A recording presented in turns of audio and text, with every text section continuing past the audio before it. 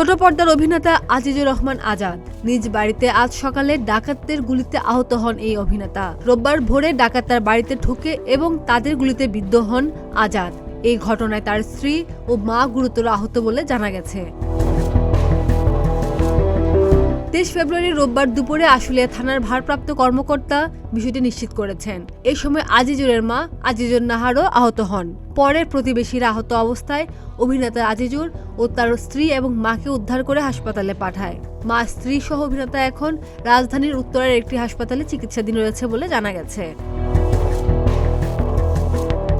চিকিৎসক জানিয়েছেন অভিনেতা আজাদের শরীরে 3টি গুলি লেগেছে, তবে বর্তমানে তিনি শঙ্কামুক্ত রয়েছেন। খাদিজা নিপা, প্রতিদিনের বাংলাদেশ।